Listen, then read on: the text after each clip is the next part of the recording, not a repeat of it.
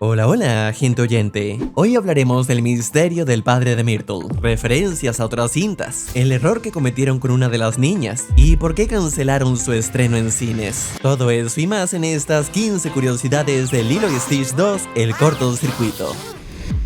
A pesar de tener el número 2 claramente en su título, esta es la tercera película de la franquicia, ya que salió 2 años después de Stitch the Movie, aunque como tal esta película es lo que se conoce como una intercuela, porque se ubica después de los eventos de la primera pero antes de Stitch the Movie, cuya trama fue la que desencadenó la liberación de los demás experimentos mostrados en la serie. Esa es la razón por la que ninguno de los primos de Stitch aparece aquí, ya que dichos eventos todavía no ocurrían. Muy interesante. La dirección y el guión estuvo a cargo de Tony Leondis y Michael Lavache. Lavache es conocido por ser uno de los guionistas de Vacas Vaqueras y Las Locuras de Kronk, mientras que Tony Leondis ha dirigido proyectos como Igor, el corto de Kung Fu Panda Los Secretos de los Cinco Furiosos y Emoji Movie.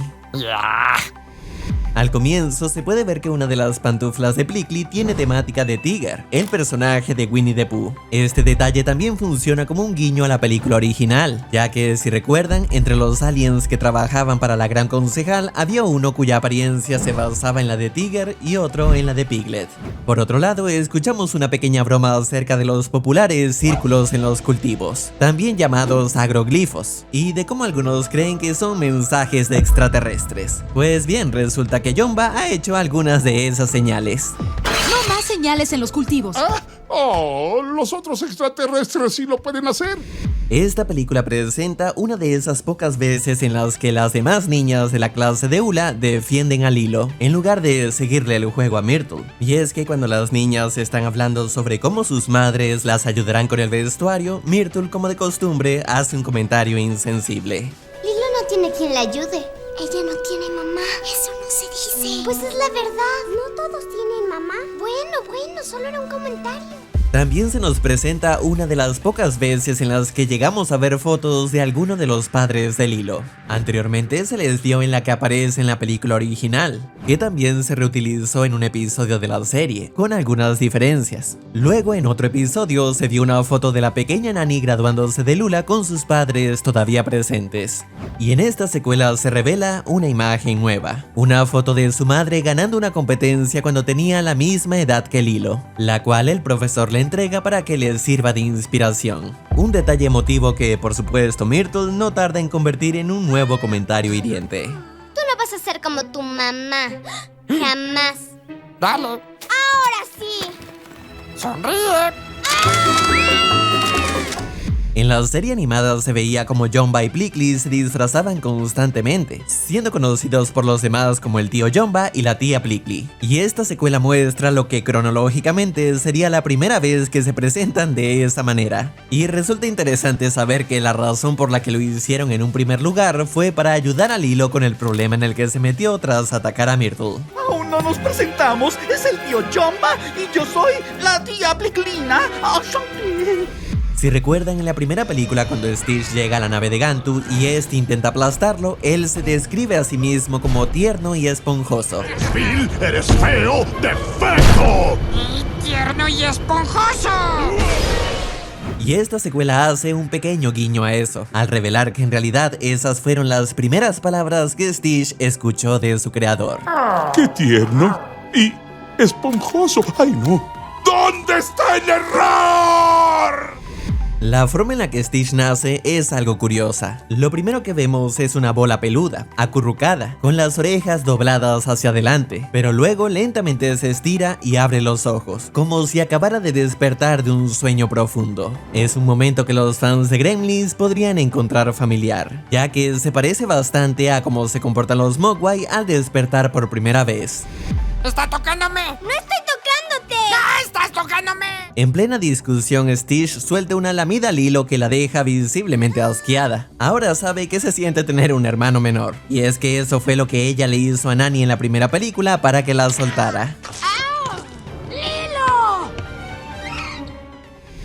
La película que Nani pone en la que aparece una hormiga gigante es real. Se trata de Them, un clásico del cine de ciencia ficción y terror. ¡Es bellísimo! Y ya que hablamos de clásicos, no podemos olvidar mencionar la comparación con Rocky, cuando Lilo se está preparando para el concurso de hula. Aunque claro que el montaje musical en este caso se hace con una canción del rey.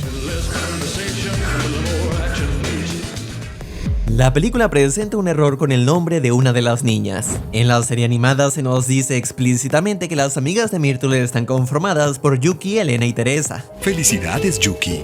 Felicidades, Elena. Felicidades, Teresa. Siendo Teresa la misma que haría la danza de la piña en esta secuela. Sin embargo, en el idioma original, el señor Kuma la presenta como Aleka en vez de Teresa. First up is Aleka. En el doblaje latino parece que se dieron cuenta de este error, así que optaron por ser fieles al nombre que ya se había establecido en la serie. Primero está Teresa. Mientras que en el doblaje de España prefirieron respetar la versión en inglés. La primera será Aleka. La actriz Davy Chase, que algunos la recordarán como la niña del aro, fue la voz de Lilo en la película original y en la mayoría de las producciones de la franquicia. Sin embargo, en esta secuela no participó. Se dice que fue porque estaba ocupada con las grabaciones de la serie de Lilo y Stitch. Sí, resulta extraño. Es como que no pudo interpretar a Lilo porque estaba ocupada interpretando a la otra Lilo. Pero hay que tener en cuenta que, al ser una niña en ese entonces, las leyes de trabajo infantil limitaban mucho sus horarios de grabación. Así que en esta secuela la voz de Lilo fue hecha por la joven Dakota Fanning. Claro que en el doblaje latino sí se conservó la voz de Anaís Portillo. ¿Cucaracha? No puedo comer así.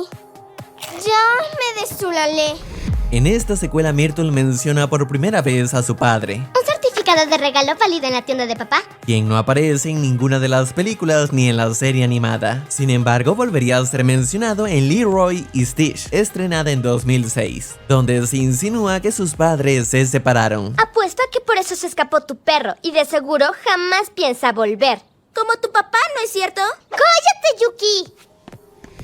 Esta secuela inicialmente se había pensado para estrenarse en cines, al igual que otras secuelas de Disney como De Regreso al País de Nunca Jamás y El Libro de la Selva 2. Sin embargo, Disney cambió de estrategia y decidió lanzar esta continuación de Stitch directamente a DVD. Se ha especulado que parte de la razón tuvo que ver con la mala recepción que tuvo El Libro de la Selva 2, una secuela que, si bien logró resultados decentes en taquilla, fue duramente criticada por su baja calidad en comparación con el clásico original.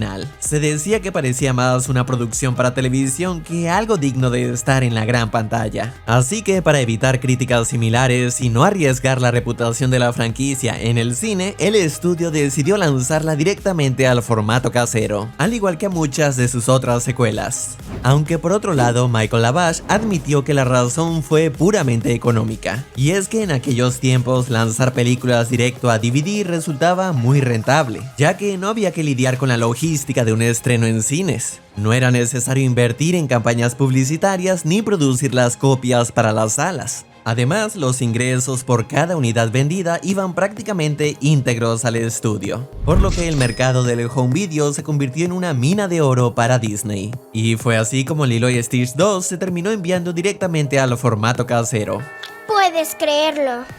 Chris Sanders y Dean Debula, quienes dirigieron y escribieron la película original, estuvieron algo presentes en esta secuela, pues apoyaron a los nuevos directores y les dieron cierta orientación para mantener la fidelidad con los personajes. Por eso, en la carátula del DVD se incluyó un pequeño sticker, que funcionó como un sello de aprobación de los propios creadores, quienes describieron esta secuela como una continuación artísticamente impresionante de la original. ¿No te parece algo exagerado? Uf, es lo más emocionante. A diferencia de las dos películas anteriores, esta no cuenta con un villano como tal. No aparecen ni Gantu ni Hamsterville, ya que el conflicto principal gira en torno a la falla que está presentando Stitch, y sobre todo a la mala comunicación. Aquí se nos revela que cuando Jumba creó a Stitch, fue arrestado inmediatamente por la policía intergaláctica. Esto impidió que las moléculas de Stitch se cargaran por completo, lo cual era algo muy importante. ¡Esos tontos policías! Claro que nada de eso se mencionó en la película original, porque obviamente no se tenía pensado. Pero aquí esa es la justificación que se da para explicar la falla de Stitch. Y ese problema se agrava porque los personajes no se comunican entre sí. Tras darse cuenta de lo que está pasando, Jumba planea arreglarlo, pero en lugar de informar a Lilo y los demás sobre lo que pasa, decide mantenerlo en secreto con Plickly, lo que termina complicando más las cosas. Además, por el lado de Nani o Lilo, ninguna le pregunta a Jumba por qué Stitch está teniendo este comportamiento tan errático últimamente, y solo asumen que se está portando mal, lo que causa que el pobre Stitch se sienta aún peor porque no puede controlar lo que le ocurre, no sabe por qué le está pasando, no sabe que Jumba está tratando de solucionarlo, y lo único que percibe es que está lastimando a sus seres queridos. Esto naturalmente provoca que se odie a sí mismo y prefiera alejarse de todos, ya que le importa más proteger a su familia que vivir aislado el resto de su vida. Por lo que sí, la historia resulta muy emotiva, pero gran parte del conflicto surge por una profunda falta de comunicación, siendo uno de los aspectos más criticados de esta secuela. Aún así, se le destaca por otras cosas, como su animación, que se mantiene a un nivel similar al de la primera. Además, al no centrarse en extraterrestres, viajes por el espacio ni explosiones, permite que la historia se sienta más cercana y terrenal, enfocándose solo en la relación de los personajes titulares y tocando temas fuertes, como Lilo siendo lastimada por Stitch y hasta este último yéndose con mamá Coco. Pero claro, Disney no se atrevería a darle este final a Stitch, mucho menos sabiendo que esto se ambienta antes que la serie. Así que sobrevive gracias al poder del amor, porque ni Jumba sabe cómo explicarlo. Pero, ¿eso cómo es posible? No lo es. ¿Qué escritores tan flojos? Vale la pena mencionar que el DVD de la película incluye un corto titulado El origen de Stitch, en el que 626 encuentra la computadora secreta de Jumba. Allí se revela que Stitch no es el único, sino que tiene cientos y cientos de primos, por lo que este corto en realidad sirve de puente entre esta secuela y la película de Stitch. Y aunque dura tan solo 4 minutos, en este se da un momento bastante conmovedor entre Jumba y su creación. Ohana, entonces, ¿Stitch no monstruo? No, mi pequeño. He creado cientos de experimentos, pero tú eres mi gran triunfo. Estoy muy orgulloso de ti, Stitch. Si el video te ha gustado, recuerda dejar tu like. Agradezco a los miembros que han apoyado el canal y esto es todo. Hasta luego.